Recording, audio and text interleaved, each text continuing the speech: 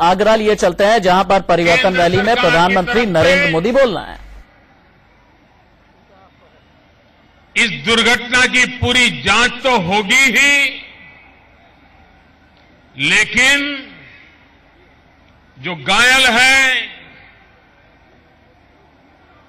जिनकी मौत हुई है, उन सबके परिवारों की आर्थिक सहायता, घायल लोगों की सारवार की चिंता, रेलवे की पूरी शक्ति लगी हुई है। लेकिन इस जो घटना घटी, जिन जिन परिवारों ने अपने स्वजन खोए हैं, उन सब के प्रति मेरी संवेदना प्रकट करता हूं, मृतात्माओं के प्रति श्रद्धांजलि प्रकट करता हूं। और भाइयों बहनों, आज मैं थोड़ी देर पहले यहां पड़ोस में ही भारत सरकार का एक बहुत बड़ा कार्यक्रम का आरंभ करके आपके बीच आया हूं। दो प्रमुख कार्यक्रम थे। एक था प्रधानमंत्री आवास योजना ग्रामीण। 2022 में जब हमारा देश आजादी के 75 साल मनाता होगा, तब हिंदुस्तान के गरीब से गरीब के पास अपना खुद का घर होना चाहिए, ये संकल्प लेकर के मैं काम कर रहा हूं।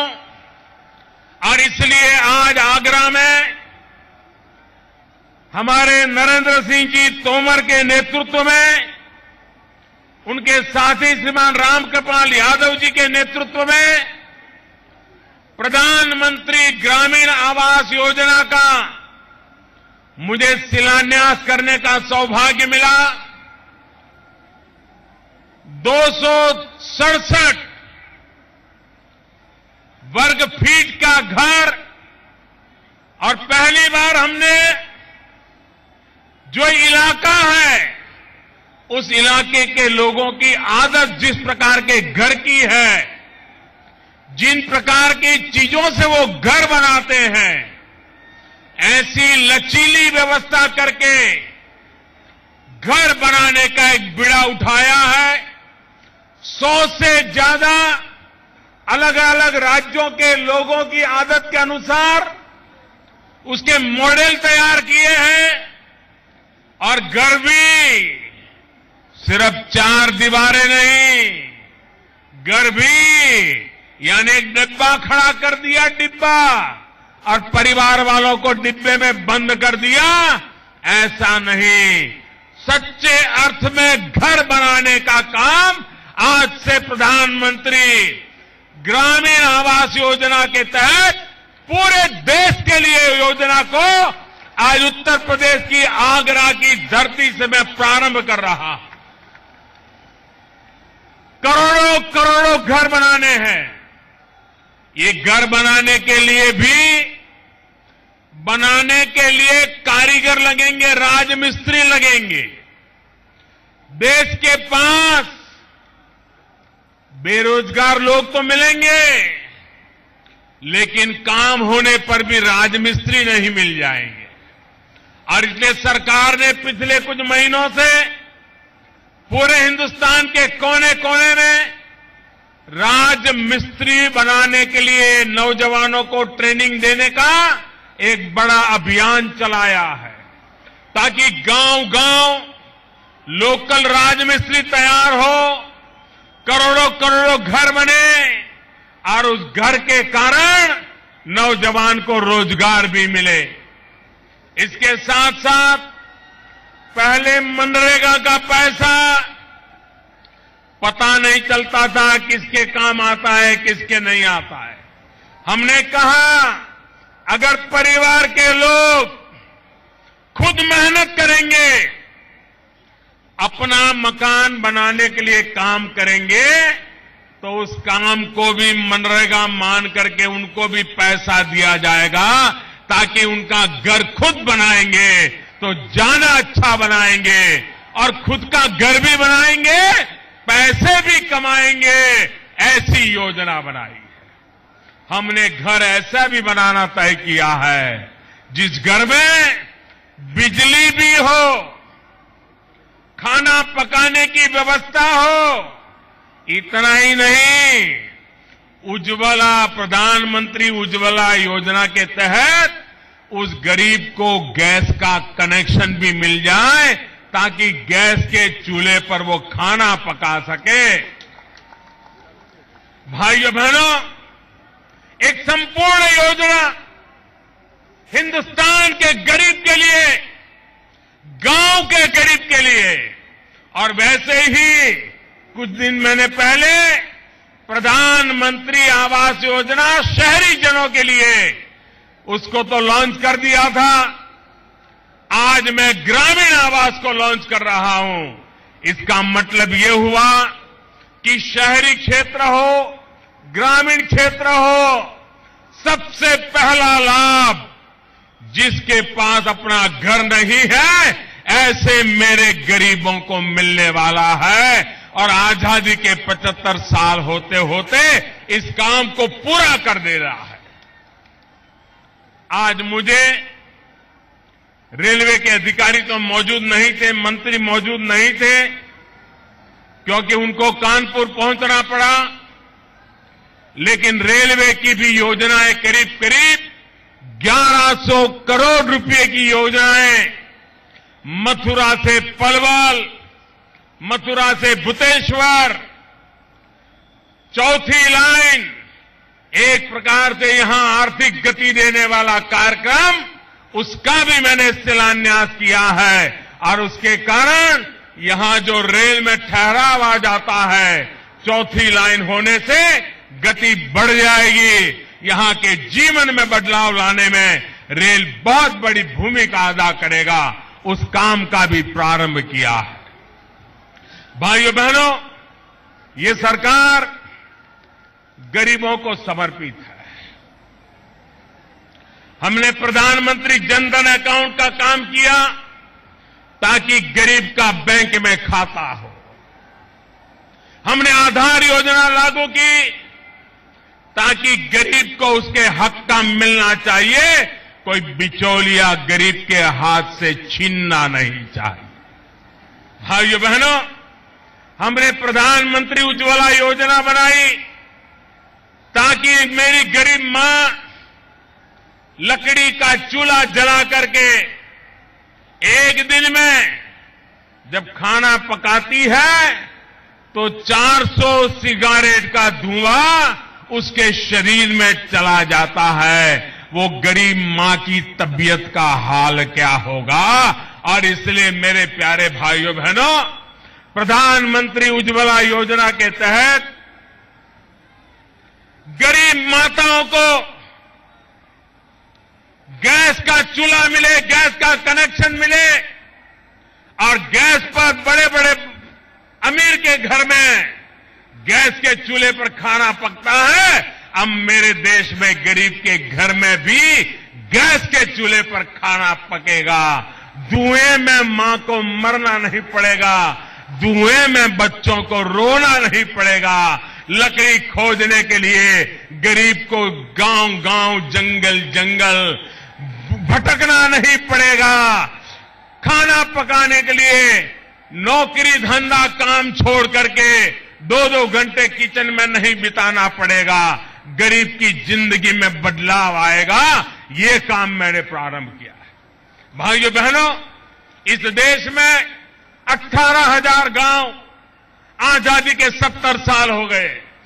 18,000 गांव आजादी के 70 साल के बाद भी 18वीं शताब्दी में जीते थे। बिजली क्या होती है उस गांव में कभी नजर नहीं आई थी। भाइयों बहनों, मैंने बीड़ा उठाया। 1000 दिन में बिजली का काम मुझे पूरा करना है। सबसे ज्यादा गांव अंधेरे में पड़े थे उत्तर प्रदेश के, 95% से ज्यादा काम पूरा कर दिया है भाइयों, और बाकी काम भी तेज गति से चल रहा है। हम निर्धारित समय में, निर्धारित रूप में गरीबों की भलाई के काम को प्राथमिकता देते हुए आगे बढ़ रहे हैं। भाइयों बहनों, आज जब मैं आगरा की धरती पर आया हूं, मैं आप सबके माध्यम से देश के गरीबों का, देश के मध्यम वर्ग के लोगों का, देश के पढ़े लिखे लोगों का, देश के ईमानदार लोगों का सर झुका करके नमन करना चाहता हूं। भाइयों बहनों, देश को भ्रष्टाचारियों से मुक्त कराने के लिए, देश को काले बाजारियों से मुक्त कराने के लिए, देश को काले धन से मुक्त कराने के लिए मैंने जो बीड़ा उठाया है, उसको सबसे ज्यादा आशीर्वाद गरीब और मध्यम वर्ग के लोगों ने दिए हैं। मैं उनको प्रणाम करता हूं और मैं आपको विश्वास दिलाता हूं, आपके सपने सच होके रहेंगे। भाइयों बहनों, मैंने 50 दिन कहा है, मैंने देश के सामने पहले ही दिन कहा था, ये काम बहुत बड़ा है, समय लेने वाला काम है, तकलीफ उठानी पड़ेगी ऐसा काम है, कुछ असुविधा होगी ये भी मैंने कहा था।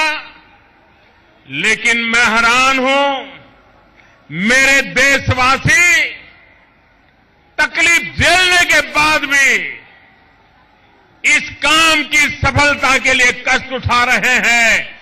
इस काले धन से देश को मुक्त कराने के लिए, भ्रष्टाचार से देश को मुक्त कराने के लिए आप जो कष्ट उठा रहे हो, मेरे गरीब भाई कष्ट उठा रहे हैं, मेरे मध्यम वर्ग के भाई कष्ट उठा रहे हैं, मेरे दलित भाई कष्ट उठा रहे हैं, मेरे आदिवासी कष्ट उठा रहे हैं, मेरे किसान भाई कष्ट उठा रहे हैं, मेरी माताएं बहनें कष्ट उठा रही हैं। मैं आपको विश्वास दिलाता हूं, ये आपका तप कभी बेकार नहीं जाएगा। देश सोने की तरह तप करके बाहर निकलेगा, देश सोने की तरह तप करके बाहर निकलेगा, ये मेरा पूरा विश्वास है। और भाइयों बहनों, मैंने 8 तारीख रात को 8 बजे भी कहा था कि मैं हर 2-3 दिन सारी अवस्था का मूल्यांकन करूंगा और जैसे जैसे जरूरत पड़ेगी, छूटछाट बढ़ानी है तो बढ़ाऊंगा, व्यवस्था में सुधार करना है तो करूंगा। हम ऐसे कोई लकीर के फकीर लोग नहीं हैं। और मैंने पिछले दिनों जहां से जनता से मेरे कान पे कोई बात आई, कहीं लचीलापन होना पड़ा तो हम होते रहे हैं, गरीबों की भलाई के लिए काम उठाया है। लेकिन भाइयों बहनों, आप जानते हो, एक समय था जिस शहर को बिजली का बिल 5 करोड़ रुपए इकट्ठा करने में आंखों पानी आ जाता था, 8 तारीख के बाद 500 और 1000 की नोट पर मोदी ने हाथ लगाया। भाइयों बहनों, जहां 5 करोड़ का बिल आता था, उन म्युनिसिपैलिटी को 15 करोड़ का बिल आना शुरू हो गया। ये बिल कौन नहीं देते थे? नियमों का पालन कौन नहीं करते थे? क्या मध्यम वर्ग नहीं करता था? क्या गरीब नहीं करता था? जिनकी पहुंच ज्यादा है, जो नेताओं के अगल बगल पहुंच सकते हैं, जो बाबुओं के अलग अलग पहुंच सकते हैं, वही मजा लेते थे। आज उन सबको 8 तारीख के बाद पाई पाई चुकता करनी पड़ रही। भाइयों बहनों, अभी तो आज 18 तारीख हुई है। भाइयों बहनों, किया, 10 तारीख को बैंक ने काम शुरू किया, आज 20 तारीख हुई है। मेरे भाइयों बहनों, 5 लाख करोड़ से ज्यादा रकम लोगों ने आके बैंकों में जमा करवाई है। 5 लाख करोड़ से ज्यादा। भाइयों बहनों, आप मुझे बताइए, किसी मध्यम वर्ग के व्यक्ति के पास काला धन होता है? गरीब के पास काला धन होता है? नौकरी करके कमाने वाले के पास काला धन होता है? लेकिन अगर उसको बच्चे को स्कूल में छोड़ना है तो स्कूल वाला कहता है 2,000 रुपया कैश देना पड़ेगा, 5,000 रुपया कैश दोगे तब बच्चे में इसका स्कूल में दाखला होगा। तो एक गरीब आदमी को भी अपना गोरा धन भी काला करके उसको देना पड़ता है। उसको मजबूरन बैंक से अपनी ईमानदारी का पैसा उठा करके उसको कैश में देना पड़ता है। भाइयों बहनों, ये जो मैंने कदम उठाया है, ये गरीब मध्यम वर्ग के मां बाप जो बच्चों को अच्छी शिक्षा देना चाहते हैं, पैसों के अभाव में लुटेरों के कारण नहीं दे पाते हैं, अब वो बीमारी जाने वाली है। मेरे भाइयों बहनों, बीमारी जाने वाली है। भाइयों बहनों, एक मध्यम वर्ग का व्यक्ति मकान खरीदना चाहता है, अपना घर बनाना चाहता है, पैसे इकट्ठे किए, बैंक में रखे हैं, कानूनन मेहनत की, ईमानदारी की कमाई का पैसा है। लेकिन जब मकान खरीदने जाता है तो मकान वाला बोलता है 3 लाख रुपया कैश देना पड़ेगा और इतना चेक से देना पड़ेगा। वो कहता है भाई मेरे पास तो कैश है नहीं। वो कहता है कुछ भी करो, ले आओ। उसको बेचारे को सफेद को काले में बेचना पड़ता है, उसका भी पैसा जाता है, वो काला ला करके इसको देना पड़ता है। पूरी इकोनॉमी को कुछ लोगों ने बर्बाद करके मेरे देश के गरीब को, मेरे देश के मध्यम वर्ग को लूटा है। भाइयों बहनों, ये 500 और 1000 की नोटों बंद करने के कारण आपको तो असुविधा हुई है, इसका मैंने पहले दिन भी इनकार नहीं किया था। लेकिन कुछ लोगों की तो सारी जिंदगी तबाह हो जाए, ऐसा उन लोगों को दंड दिया है मैंने, क्योंकि उन्होंने गरीब का लूटा है, मध्यम वर्ग के लूटा है, आपके हक का पैसा लूट करके अपना कारोबार चलाया है। इसलिए भाइयों बहनों, ये लड़ाई मैंने छेड़ी है और मैं जानता हूं कैसे कैसे लोग मेरे खिलाफ आवाज उठा रहे हैं। क्या देश नहीं जानता है चीट फंड में, कारोबार में किसके रुपये लगे थे? लाखों करोड़ों गरीबों ने चीट फंड में पैसा जमा कराया और राजनेताओं के आशीर्वाद से करोड़ों करोड़ों रुपयों के चीट फंड के पैसे गायब हो गए और चीट फंड के कारण सैकड़ों परिवार के मुखियाओं को आत्महत्या करने की नौबत आ गई थी, मरना पड़ा था। जरा इतिहास गवाह करके देख लो। वो आज मुझे सवाल पूछ रहे हैं। भाइयों बहनों, देश का सामान्य व्यक्ति मेहनत करता है, ईमानदारी से जीना चाहता है, लेकिन कुछ बेईमान लोग उसको जीने नहीं देना चाहते। क्या उसकी रक्षा करना ये सरकार का दायित्व है कि नहीं है? और इसलिए भाइयों बहनों, जो मध्यम वर्ग के मानवी मेहनत करके कमाता है, लेकिन उसका काले धंधे करने वाले शोषण करते हैं, उससे लूटते हैं। मेरे इस कदम से मध्यम वर्ग के मानवी को सुरक्षा मिलने वाली, और जो गरीब है, जिसका हक है लेकिन उसका हक का मिलता नहीं है, उसको पीने का शुद्ध पानी चाहिए, उसको बच्चों को पढ़ने के लिए शिक्षा चाहिए, उसको बुजुर्गों के लिए बीमार है तो सस्ते में दवाई चाहिए, गरीब को उसका हक चाहिए। ये बीच में लुटेरों के कारण गरीबों को उसका हक नहीं मिल पा रहा है। मध्यम वर्ग का शोषण बंद होगा, गरीब को हक मिलेगा, पैसे जमा होंगे। इन बैंकों में 5 लाख करोड़ रुपया आया है, आगे भी आएगा। बैंक वाले क्या करेंगे इसको? क्या डिब्बे में बंद रखेंगे क्या? उनको बाजार में देना पड़ेगा।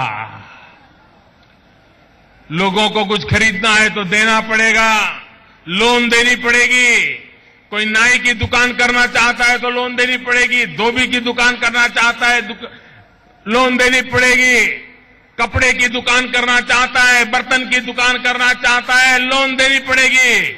और इतने सारे पैसे निकालने के लिए उनको ब्याज भी कम करने का पड़ेगा। भाइयों, कम ब्याज में रुपया गरीब और मध्यम वर्ग को मिलने वाला है। भाइयों बहनों, हमारे देश में सीमा पार से एक तरफ आतंकवाद हमारे सेना के जवानों को मौत के घाट उतारता है, दूसरी तरफ आर्थिक आतंकवाद नौजवानों को ड्रग्स में और देश को आर्थिक तबाही की ओर ले जाता है। जाली नोट छाप छाप कर हिंदुस्तान में घुसेड़ना। आपने देखा होगा, ड्रग्स का कारोबार कैश में चलता है, नशीली चीजों का कारोबार कैश में चलता है, उसका कोई हिसाब किताब नहीं है, थैले में पैसे रहते हैं, इधर उधर जाते रहते आते रहते हैं। भाइयों बहनों, 500,000 बंद करने के कारण जाली नोट के पूरे कारोबार को बड़ा झटका लगा है। भाई, करोड़ों की जाली नोट इस देश में घुसेड़ दी गई है और देश को बर्बाद कर दिया गया है। ड्रग्स और इन पैसों से शस्त्र ला करके आतंकवादियों को पहुंचाए गए हैं और आतंकवादियों ने मेरे देश के नौजवानों को गोलियों से भून दिया है। भाइयों, क्या ऐसा पाप चलने देना चाहिए? क्या मेरे देश के सेना के जवानों को मरने देना चाहिए? क्या कब तक चुप रहेगा देश?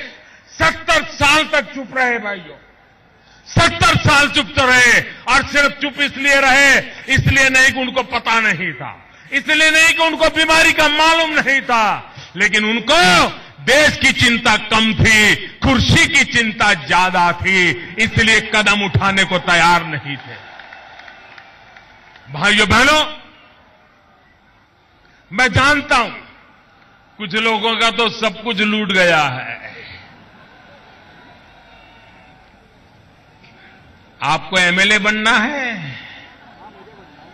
इतनी नोटें लाओ, इतनी नोटें लाओ, तब एमएलए बनोगे। हम नोटें भर करके रखी थी, क्या हुआ उन नोटों का?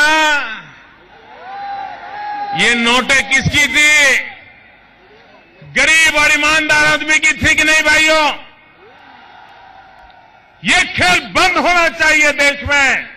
और इसलिए मेरे भाइयों बहनों, हमने जो कोशिश की है, देश के मध्यम वर्ग को उसका हक मिले, देश के गरीबों की आशाएं पूरी हो, मध्यम वर्ग का शोषण बंद हो। ये काले जो अर्थनीति चली है, जिसने देश को अंदर से खोखला किया हुआ है। भाइयों बहनों, मैंने कोई निर्णय किसी को परेशान करने के लिए नहीं किया है। मैंने निर्णय देश की भावी पीढ़ी का भला करने के लिए किया है, नौजवानों का भाग्य बदलने के लिए किया। प्यारे मेरे देशवासियों, पहले दिन से मैंने आपसे 50 दिन मांगे हैं कि नहीं मांगे हैं? आप बताइए, 50 दिन मांगे हैं कि नहीं मांगे हैं? 50 दिन थोड़ी तकलीफ रहेगी, मैंने कहा है कि नहीं कहा है? इतना बड़ा देश, इतना बड़ा निर्णय, थोड़ा कष्ट झेलना पड़ेगा, ये मैंने कहा था कि नहीं कहा था? भाइयों बहनों, आज मैं आपसे आग्रह करने आया हूं, मेहरबानी करके ये बदमाश जी करने वाले जो लोग होते हैं ना, बड़े चतुर होते हैं, जो गरीबों के जनधन अकाउंट खुले हैं ना, वहां पहुंच जाते हैं और समझाते हैं कि देखो तुम्हारे खाते में 2.5 लाख डाल लो, 6 महीने के बाद मैं तुम्हें उसमें से 50,000 दे दूंगा, 2 लाख मैं ले जाऊंगा। भाइयों बहनों,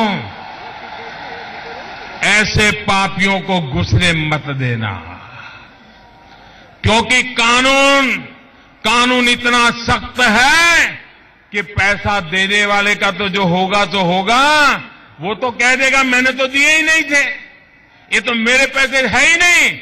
खाते में जिसके होगा वो बोलेगा और बेकार में मेरा गरीब भाई बहन परेशान हो जाएगा। मैं नहीं चाहता हूं मेरा कोई गरीब भाई बहन परेशान। ये लोग देने वाले पकड़े जाएंगे तो झूठ बोलेंगे मैंने तो दिया ही नहीं, ये हाथ ऊपर कर देंगे और आप मुसीबत पड़ जाएगी आपके सर पर। भाइयों बहनों, किसी का भी रुपया 500 और 1000 का नोट कोई पकड़ा देता है, मेहरबानी करके मेरे भाइयों बहनों उससे जितना दूर रह सको रहो, वरना जैसे ही उसने आप में डाल दिया और आपको फंसा करके भाग जाएगा और मेरा गरीब आदमी मर जाएगा। भाइयों बहनों, ये गरीबों को बचाने के लिए मेरी योजना है, ये मध्यम वर्ग के लोगों को बचाने के लिए मेरी योजना है, ये मेरे आदिवासी भाई बहनों को बचाने के लिए मेरी योजना है, उनका भला करने के लिए मेरी योजना है, मेरे किसानों का भला करने के लिए योजना है। और मेरी एक एक योजना इन लोगों को तकलीफ दे रही है और इसलिए मौके के इंतजार में रहते हैं कि मोदी का क्या होता है। आपको मालूम है मेरे किसान भाइयों बहनों, जब खेत में यूरिया की जरूरत होती थी, यूरिया के लिए इस देश में 2-2, 3-3 दिन मेरा किसान कतार में खड़ा रहता था। ठंड में भी वो फुटपाथ पर सो करके यूरिया लेने के लिए कतार में खड़ा रहता था कि नहीं रहता था भाइयों? और जब यूरिया वाला यूरिया नहीं देता था, हो हल्ला होता था, ये पुलिस आकर के किसानों को डंडा मारती थी कि नहीं मारती थी? हमारा किसान लहूलुहान होता था कि नहीं होता था? भाइयों बहनों, ये इसलिए होता था कि काला बाजारी करने वाले लोग ये यूरिया की चोरी करते थे। आता था किसान के नाम पे सब्सिडी वाला यूरिया आता था और वो ट्रक में से उतरता ही नहीं था, वो केमिकल के कारखाने में चला जाता था, क्योंकि केमिकल कारखाने वालों को वो सस्ते में मिल जाता था। और मेरा किसान यूरिया के बिना परेशान रहता था। मैंने आकर के एक काम कर दिया, मैंने यूरिया का निम कोटिंग कर दिया और यूरिया का निम कोटिंग किया, वो भी 100% किया, 100% किया। और जब तक कोई काम 100% नहीं करते ना, सफलता नहीं मिलती है भाइयों। 500 और 1000 का भी 100% ही करना पड़ा मुझे। यूरिया का निम कोटिंग किया, निम कोटिंग करने के कारण अब यूरिया किसी भी केमिकल के लिए काम नहीं आता है, वो सिर्फ और सिर्फ किसान के खेत में ही काम आ सकता है, उसका कोई उपयोग नहीं हो सकता। और उसके कारण यूरिया की कालाबाजारी गई, यूरिया का गोरख धंधा गया, किसानों की कतार गई, किसानों पे लाठी चार्ज गया और मेरे किसान के खेत को नीम कोटेड यूरिया मिलने के कारण उसके खेत में भी फायदा हुआ, क्योंकि नीम कोटिंग यूरिया से जमीन को ज्यादा लाभ होता है, वो भी हुआ, फसल को भी लाभ हुआ। भाइयों बहनों, अच्छा करने के लिए अब मुझे बताइए, जो व्यापारी, जो केमिकल के कारखाने वाले, जिनको सस्ते में यूरिया मिलता था, मोदी ने दरवाजे बंद कर दिए, वो मोदी क्यों नाराज होगा कि नहीं होगा?